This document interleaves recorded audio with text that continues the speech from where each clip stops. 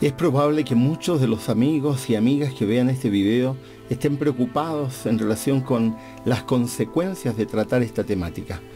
Yo quiero decirles que yo creo en Dios, creo en el Espíritu Santo, creo en la Iglesia y creo que Dios ha conducido a su pueblo en el pasado y sin duda lo seguirá conduciendo en el futuro. No tenemos nada que temer, a menos que nos olvidemos de lo que el Señor ha hecho.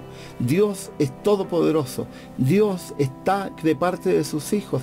No temamos analizar, reflexionar, discrepar, exponer nuestras posiciones, porque Dios finalmente guía y el Señor ha de poner las cosas en su lugar en su momento exacto.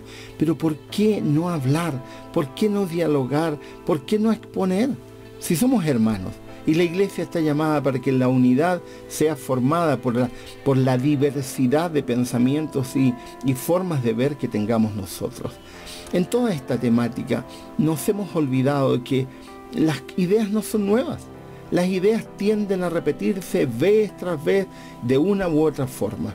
Por ejemplo, en el siglo IV, Juan Crisóstomo, padre de la Iglesia, dijo lo que era la visión de la Iglesia respecto a la mujer en ese momento. Él dice textualmente: Dios mantuvo el orden de cada sexo al dividir el negocio de la vida en dos partes y asignó al hombre los aspectos más necesarios y beneficiosos y los inferiores y menos importantes a la mujer. No es extraño la manera en que trataban a la mujer en ese tiempo. Tampoco es extraño que posteriormente muchos cristianos siguieron manteniendo una idea similar en relación con la mujer. Ahora, las ideas van cambiando. Las ideas se van modificando de acuerdo a las culturas y a los contextos, pero los principios bíblicos se mantienen inalterables. Y es eso lo que de pronto olvidamos en toda esta discusión. Si comparamos a la sociedad con la iglesia, la sociedad ha incorporado a las mujeres de una forma extraordinaria. Tenemos presidentas de Estado, tenemos gobernadoras, senadoras, alcaldesas, rectoras de universidad, personas oficiales de las diferentes fuerzas armadas de diferentes países, gerentes de empresas multinacionales, etc.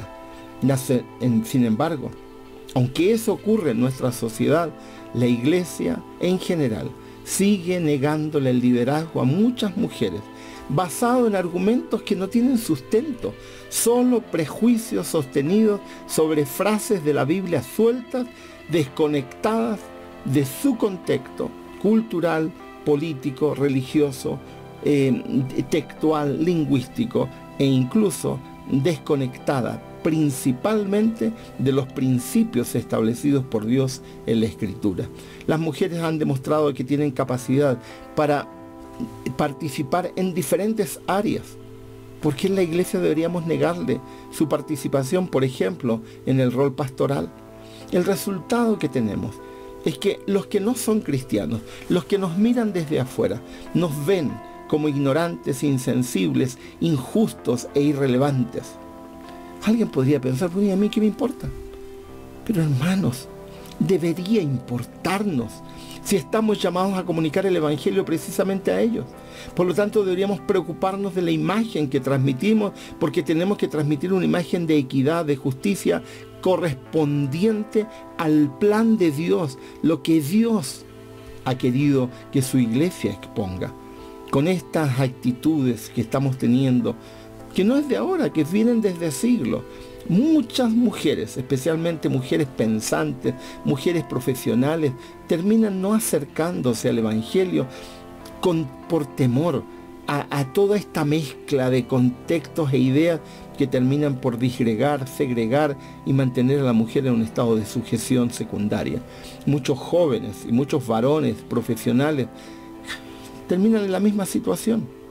Molestos, inquietos, e incluso algunos creyendo que Jesucristo avala ese tipo de conducta. Y eso es precisamente lo que hemos olvidado.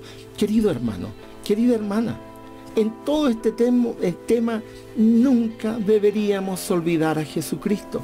Y la pregunta es: ¿qué hizo Jesús? ¿Cuál fue la actitud de Jesús hacia la mujer en su tiempo? Jesús vivió en un momento horrendo de la historia, en un momento donde las mujeres eran despreciadas, maltratadas y consideradas seres humanos de segunda categoría. En ese contexto, Jesús no les negó sus derechos a las mujeres, al contrario, Él las incorporó de una manera que de pronto no entendemos ni estamos dispuestos a aceptar. Por ejemplo, Lucas, que tenía una mente más amplia porque no era judío, venía del mundo griego, y entendió que Jesucristo incorporó a mujeres como discípulas. Por eso que en Lucas 8, 1 al 3 las menciona, y con nombre. Y esas mujeres no seguían a Jesús como mero adorno, no estaban en el séquito de Jesús como lavanderas o cocineras, como alguien por ahí menciona. No sé de dónde sacó esa idea porque en la Biblia no aparece. Eran discípulas, seguidoras de Jesucristo igual que los demás discípulos. Y Lucas las destaca con nombre precisamente porque eran importantes y eran trascendentes. Incluso algunas no eran de origen judío. Ahora, cuando Jesucristo envía el Espíritu Santo al aposento alto en Jerusalén, ¿quiénes estaban allí? ¿Los 12? No, había una multitud de cristianos, entre los cuales había muchas mujeres. ¿En quiénes fue depositado el Espíritu Santo? En todos los que allí estaban, varones y mujeres. Por eso que Pedro, cuando predica ese extraordinario mensaje que aparece en Hechos capítulo 2, menciona a Joel 2, 28 al 32, diciendo de que el Espíritu Santo caería sobre varones, mujeres, niños, ancianos, etc. Ahora Jesucristo dio muestras, vez tras vez, evidencia tras evidencia, de que aceptaba no solo a la mujer, sino el liderazgo de la mujer. Por ejemplo, Jesús tuvo una conversación con una mujer, la más larga que se registra en la Escritura, en Juan capítulo 4. De hecho, la más larga que se registra de alguna conversación o diálogo que Jesús haya tenido con cualquier persona. En Juan 4:39 se dice que Jesús envía a la llamada mujer samaritana, porque no conocemos su nombre, la envía a predicarle precisamente a su pueblo. Lo que no nos detenemos a pensar, que es la primera vez que Jesús comisiona a alguien para ir a dar a conocer el Evangelio a gente que no es judía. Y lo hace precisamente enviando a una mujer. Otro ejemplo. En tiempos de Jesucristo, las mujeres no eran consideradas testigos de confianza. Se enseñaba que el testimonio de una mujer no era válido, porque se creía que las mujeres eran ignorantes, eran fáciles de engañar y mentirosas. Se enseñaba en las escuelas rabínicas esto como una verdad incuestionable. Pero sin embargo, ¿a quién elige Jesús para dar cuenta del hecho más portentoso de la cristiandad, es decir, la resurrección? A una mujer que es enviada a comunicar ese mensaje extraordinario a los discípulos que estaban escondidos con miedo en el aposento. Y fieles a su cultura, no le creyeron a las mujeres. ¿Qué es lo que hace Jesús precisamente en el instante mismo en que se encuentra con ellos? Lo que hace Jesús es reprocharles por no haber escuchado el testimonio de las mujeres. Con eso Jesús refuta y tira por tierra siglos de mitos y de estereotipos en relación con la mujer. A María Magdalena Jesús le reveló la resurrección y la envió y la comisionó para enseñarlo en Juan 20:17. ¿Por qué haría esto Jesús si no confiara en el ministerio ni en el liderazgo de las mujeres? Además, María fue la primera persona en entender el carácter mesiánico de Jesús. María era discípula de Jesús. Era la que se había sentado a los pies de Jesucristo para aprender en la actitud típica de un discípulo, cosa que Marta entendió muy bien. Y Marta, como sabemos que es Marta, se enoja porque ella está desubicada en un lugar que no le corresponde. Jesús la elogió porque entendió que finalmente María comprendía su misión. Eso está en Mateo capítulo 26, versículo 13. En tiempos de Jesucristo, ningún rabino habría honrado a una mujer como Jesús lo hizo con María en público. A las mujeres no se les permitía estudiar la Torá, ni menos ser adoradoras. Pero Jesús le da a María el más grande elogio que alguna vez recibió algún ser humano. Jesús sabía que las mujeres podrían servir como ministros, enviados para transmitir el Evangelio, porque eso significa ministro, servir o ser enviado, cumplir una misión.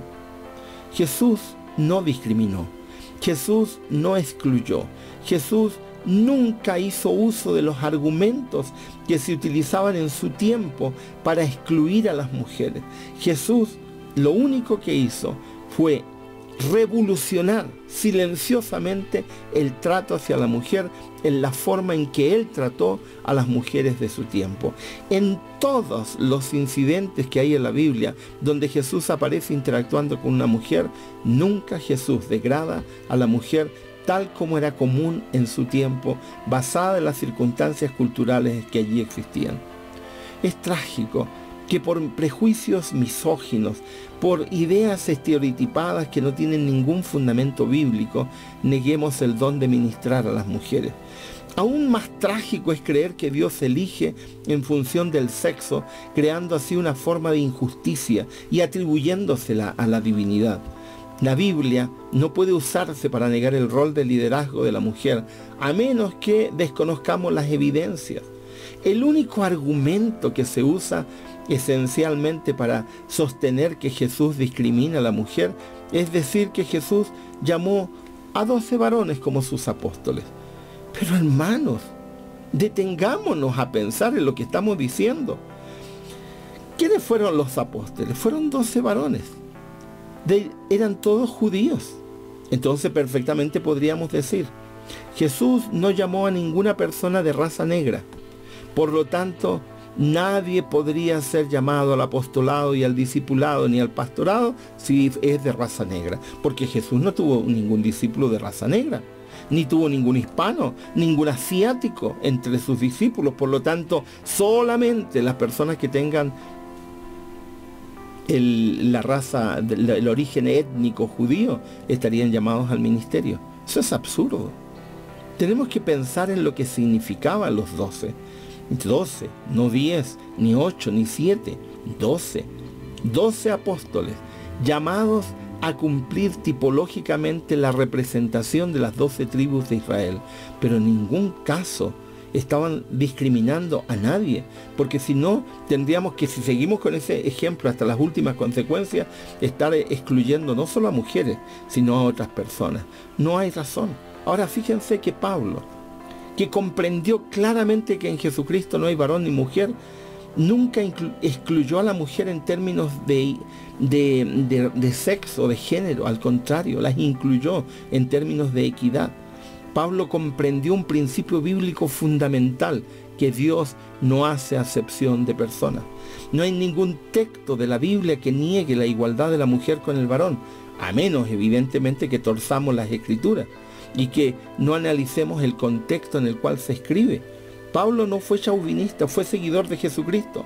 Hay suficiente evidencia en la Biblia del liderazgo de la mujer, empezando por la forma en que Jesús trató a las mujeres y empezando por la forma en que Jesús integró a las mujeres. Queridos hermanos, no temamos mirar a Jesús. Jesús es nuestro ejemplo, Él es nuestro modelo, es nuestro paradigma. Supuestamente nos guiamos por lo que Jesús hizo.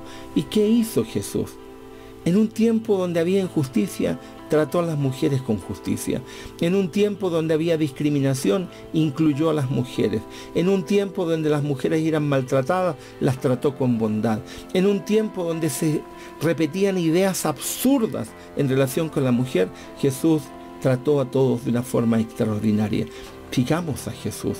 No nos vamos a equivocar si seguimos a Jesús, porque si seguimos a Jesús, entonces estaremos entendiendo la esencia del Evangelio, que es incluir a todos, no excluir a nadie, no maltratar a otras personas simplemente porque nacieron mujer o porque nacieron varón, porque en el plan de Dios varón y mujer existimos, porque en el plan de Dios no hay lugar para exclusión, no hay lugar para jerarquía, no hay lugar para que uno sea superior y otro inferior. En el liderazgo cristiano estamos llamados todos a servir, porque Jesús nos llamó a su servicio, porque el mandato de ir y predicar el Evangelio se lo dio a todos, y el liderazgo se lo dio también a las mujeres, igual que a los varones. Que Dios les bendiga.